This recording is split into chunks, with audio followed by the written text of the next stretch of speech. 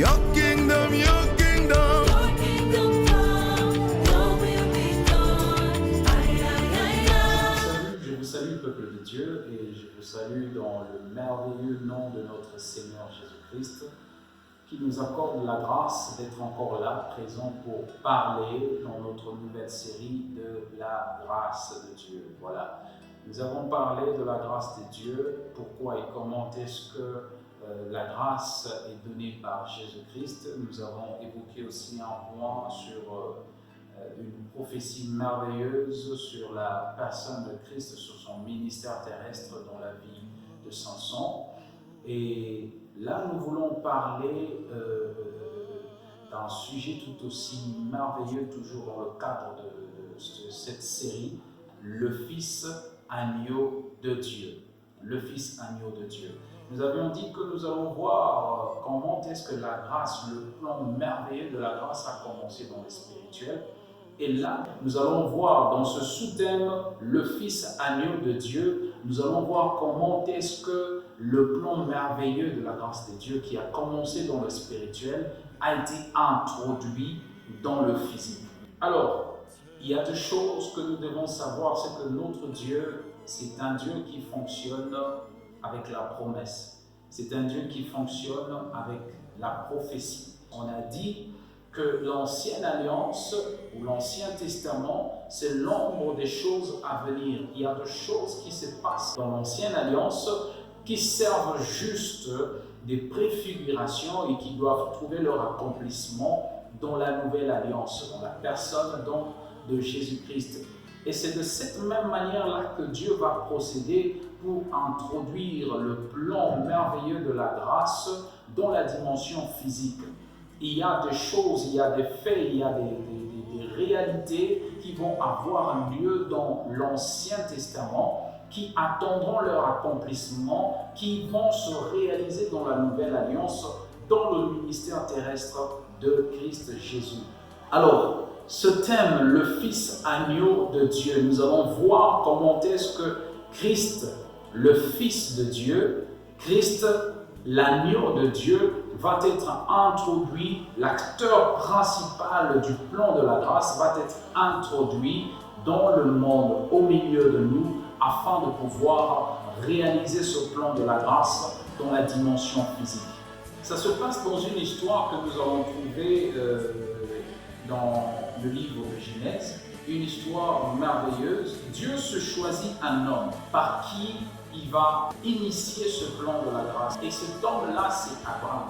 Genèse chapitre 22, à partir du premier verset. Après ces choses, Dieu mit Abraham à l'épreuve et lui dit, Abraham, et il répondit, me voici. Dieu dit, prends ton fils, ton unique, celui que tu aimes, Isaac, va-t'en au pays de Moria et là, offre-le en holocauste sur l'île de montagne que je te dirai. Abraham se leva de bon matin, sella son âne et prit avec lui 2 serviteurs et son fils Isaac. Il fendit du bois pour l'holocauste et partit pour aller au lieu que Dieu lui avait dit. Le 3e jour, Abraham, levant les yeux, vit le lieu de loin. Et Abraham dit à ses serviteurs, restez ici avec l'âne, moi et le jeune homme, nous irons jusque-là pour adorer et nous reviendrons auprès de vous. Abraham prit le bois pour l'holocauste, le chargea sur son fils Isaac et porta dans sa main le feu et le couteau. Et ils marchèrent tous deux ensemble. Alors Isaac parlant à Abraham son père et dit, mon père. Et il répondit, me voici mon fils. Isaac reprit, voici le feu et le bois. Mais où est l'agneau pour l'holocauste? Abraham répondit, mon fils, Dieu se trouvera lui-même de l'agneau pour l'holocauste. Et ils marchèrent tous deux ensemble. Lorsqu'ils furent arrivés au lieu que Dieu avait dit, Abraham y éleva un autel et rangea le bois. Il lia son fils Isaac et le mit sur l'autel par-dessus le bois. Puis Abraham étendit la main et prit le couteau pour égorger son fils. Alors l'ange de l'Éternel l'appela des cieux et dit, Abraham, Abraham. Et il répondit, me voici. L'ange dit, n'avance pas ta main sur l'enfant et ne lui fais rien, car je sais maintenant que tu crains Dieu et que tu ne m'as pas refusé ton fils, ton unique. Abraham leva les yeux et vit derrière lui un bélier retenu dans un buisson par les cornes. Et Abraham alla prendre le bélier et l'offrit en holocauste à la place de son fils. Dans cette histoire que nous venons de lire, nous trouvons Dieu éprouver Abraham, mettre Abraham à l'épreuve. Quand vous lisez, vous pouvez vous limiter seulement à vous dire qu'il s'agit d'une épreuve. Dieu est seulement en train d'éprouver Abraham. Mais ce qui se passe, c'est qu'il y a un aspect prophétique dans cette histoire. Parce que Dieu ne fait rien pour rien. Quand il a appelé Abraham, il a un agenda et plusieurs choses à accomplir. Et parmi les choses à accomplir, justement, il y a cette histoire qui est prophétique parce que le sens de toute cette histoire se réalise dans la vie de Jésus. Nous allons voir avec vous comment est-ce que les choses se passent. Nous avons des leçons à tirer à l'intérieur. Il y a des points à élucider. Il y a des points importants que nous allons essayer de mettre en évidence pour comprendre l'introduction du Fils agneau de Dieu dans son travail du plan merveilleux de la grâce, dans l'aspect physique, ici sur terre. Donc, 4 points à mettre en évidence. Le premier point, la demande de Dieu. Donne-moi ton Fils. Le deuxième point, c'est la durée de la marche, 3 jours. Le troisième point, c'est la question d'Isaac. Mais où est l'agneau pour l'Holocauste? Et le quatrième point, enfin, c'est la réponse d'Abraham à la question d'Isaac. Dieu se pourvoira lui-même de l'agneau pour l'Holocauste. Dieu demande à Abraham un fils. Mais vous verrez que plus tard, quand ils arrivent à la montagne, Dieu ne prend pas le fils qu'il a demandé à Abraham. Et si vous lisez seulement ce passage sans révélation, sans comprendre, déceler le sens prophétique de ce passage, vous penserez que ce n'était qu'une épreuve. Dieu a voulu voir le cœur d'Abraham, ce qui est vrai aussi. Il témoigne qu'il a vu le cœur d'Abraham et il l'empêche de sacrifier Isaac. Mais une chose est vraie, c'est que Dieu demande un fils et Dieu prendra ce fils-là. Il épargne Isaac car en réalité, le fils que Dieu a demandé à Abraham, ce n'était pas Isaac. Plus bas, vous trouvez, comme nous avons lu, Dieu interdit à Abraham de lever la main, de mettre la main sur Isaac. Voilà le premier point, la demande de Dieu demeure. Donne-moi ton fils. Le fils n'est pas pris par Dieu. Abraham a donné, mais le fils n'est pas pris. Ce qui fait que la demande de Dieu demeure.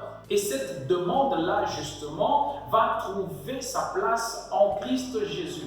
Qu'est-ce qui va se passer? Dieu demande à Abraham un fils. Abraham accepte de donner un fils. Et Dieu reporte maintenant sa demande pour prendre le fils d'Abraham plus tard. Il épargne Isaac.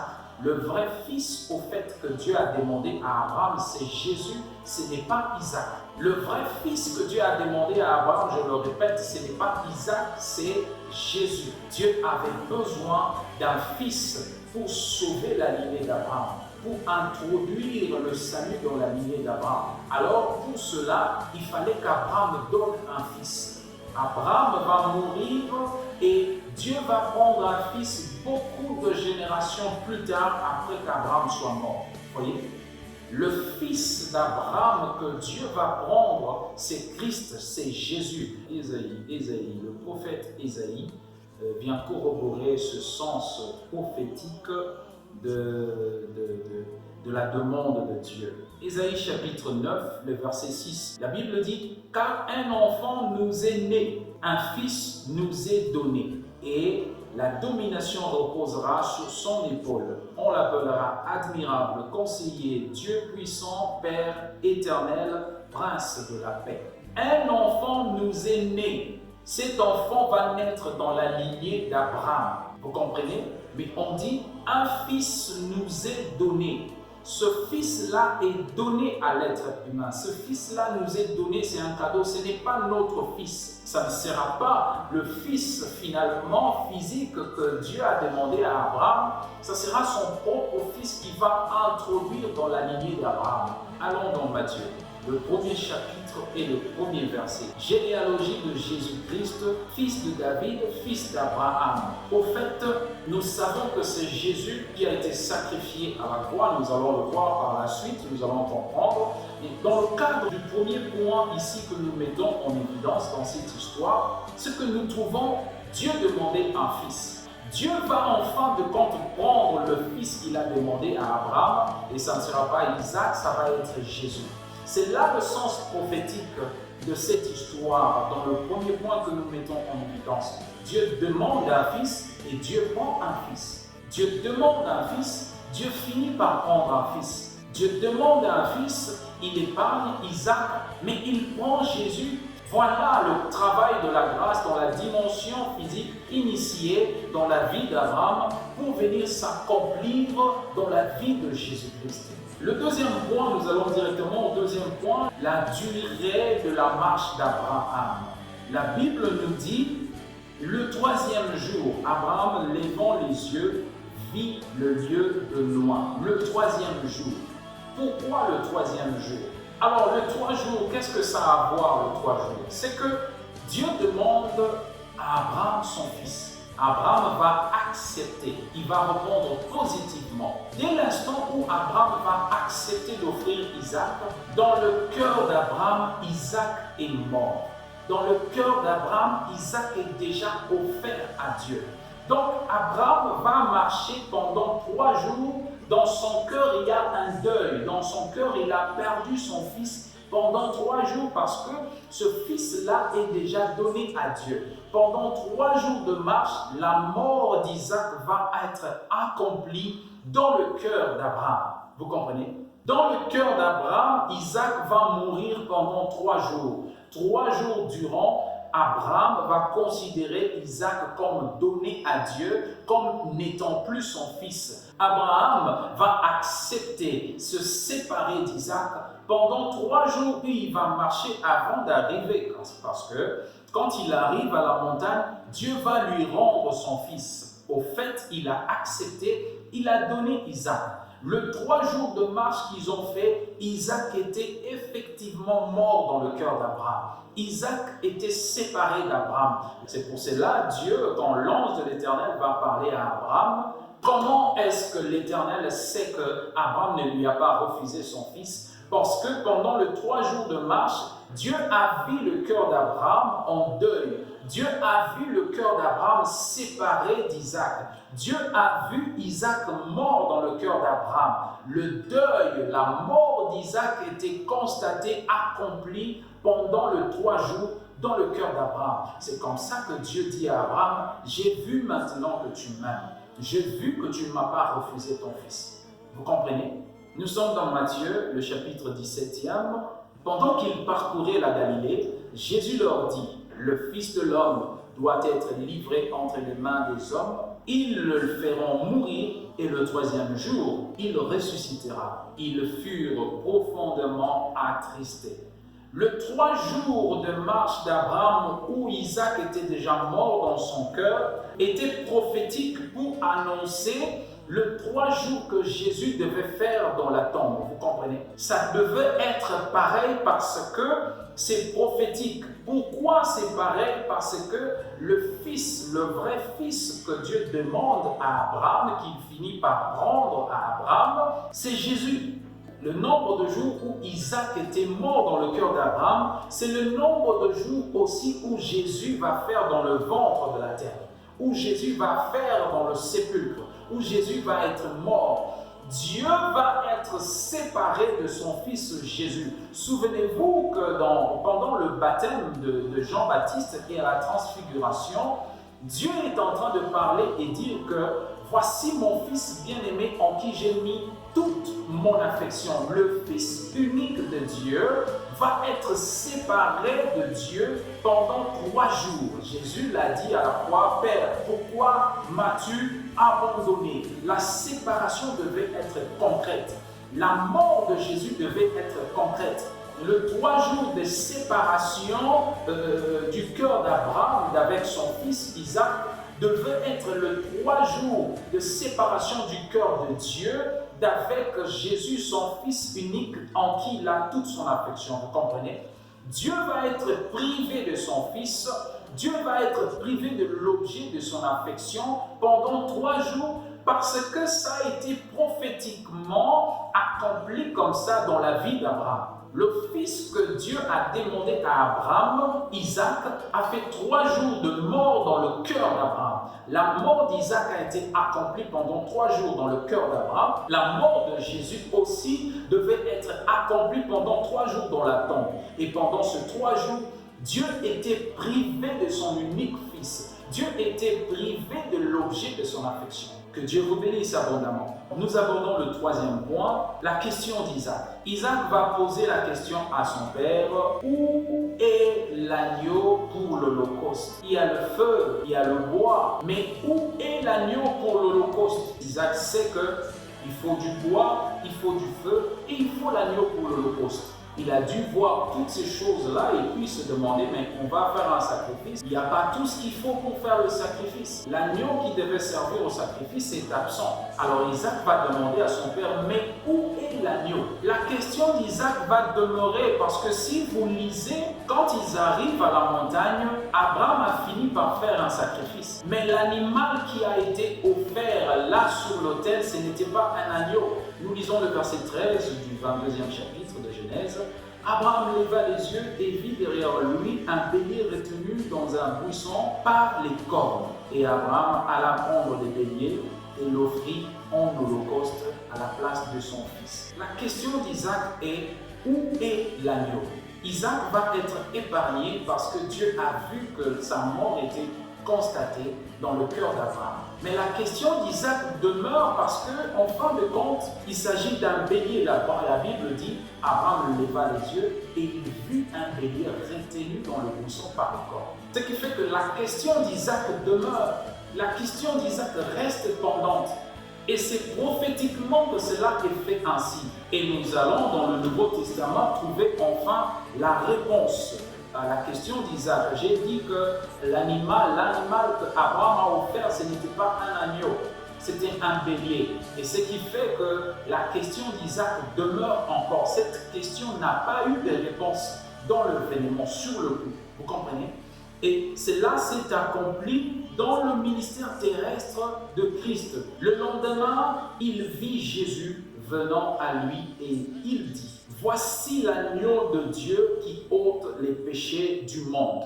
La question que Isaac a posée plusieurs générations avant, prophétiquement, va trouver sa réponse dans le ministère terrestre de Christ, dans la bouche de Jean-Baptiste. Jean va donc donner la réponse et dire, voici l'agneau. Isaac se plaignait, mais les choses ne sont pas correctes. Papa, je sais qu'il faut du feu, il faut du bois. L'autel, c'est pas grave, on va dresser avec les pierres qu'on va trouver à la montagne. L'agneau est où? Les conditions ne sont pas réunies pour adorer Dieu. Les conditions ne sont pas réunies pour adorer l'Éternel. Où est l'agneau? Et Jean va prophétiquement donner la réponse.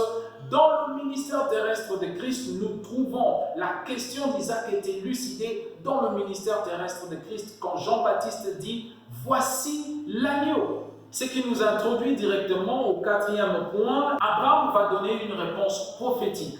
Dieu se pourvoira lui-même de l'agneau pour l'Holocauste. Parce qu'Isaac s'inquiétait, sa question c'était « Où est l'agneau pour l'Holocauste » L'Holocauste ne viendra pas d'Abraham, l'Holocauste doit venir de Dieu. C'est ce qu'Abraham est en train de dire. C'est dans sa providence que Dieu va pourvoir. C'est Dieu qui va se débrouiller pour donner l'agneau pour l'Holocauste. Vous comprenez? C'est ce qu'Abraham va dire. Et il ne sait pas qu'il est en train de prophétiser. Jean chapitre 1, le verset 29, Jean va dire « Voici l'agneau ». En s'arrêtant là, on a la réponse à la question d'Isaac « Où est l'agneau ?» Mais Jean-Baptiste va donner un élément pour préciser et ça va corroborer avec la réponse d'Abraham parce qu'Abraham dit que c'est Dieu qui va pourvoir pour l'agneau. Et Jean-Baptiste va préciser pour dire l'agneau de Dieu. Il ne dit pas seulement voici l'agneau, il ne s'agit pas de n'importe quel agneau, il s'agit de l'agneau de Dieu. Abraham, en donnant la réponse, Dieu se pourvoira, et effectivement, Dieu a pourvu. Cet agneau ne vient pas d'Abraham, cet agneau ne sort pas du troupeau d'Abraham, cet agneau a été pourvu par Dieu, comme Abraham l'avait prophétiquement déclaré. Jean dit, voici l'agneau de Dieu. Et la question c'était, l'agneau pour l'Holocauste. La réponse c'était, Dieu pourvoira lui-même de l'agneau pour l'Holocauste. Alors Jean va ajouter un élément encore, il dit, qui ôte le péché du monde. La différence entre la scène d'Abraham et le ministère terrestre de Christ. Si le Fils demandé à Abraham devait être offert pour éprouver le cœur d'Abraham, la différence se trouve là. Ici, Jésus n'est pas offert pour éprouver le cœur d'Abraham. Jésus est offert pour ôter le péché du monde. Ici, l'agneau est offert dans le but d'ôter le péché du monde. Voici l'agneau pourvu par Dieu dans le but d'ôter le péché du monde. Parce que justement, Dieu veut renouer avec l'humanité, car il est dit dans Jean 3,16, « Car Dieu a tant aimé le monde qu'il a donné son unique Fils. » L'amour de Dieu s'exprime par le sacrifice de son agneau, par le sacrifice de son Fils agneau, qui va venir pour ôter le péché du monde. Voilà donc le sens de notre sujet. Car Dieu a tant aimé le monde qu'il a donné son Fils unique, afin que quiconque croit en lui ne périsse point, mais qu'il ait la vie éternelle. Le salaire du péché, c'est la mort. Alors Dieu veut t'offrir la vie. Il ne veut pas que tu périsses. Il veut t'offrir la vie. Ne laisse personne te priver de la grâce. Si tu as cru que Jésus n'est pas là pour toi, Jésus est le Dieu des Blancs, si tu as cru que Jésus est le Dieu des Juifs, alors tu te trompes.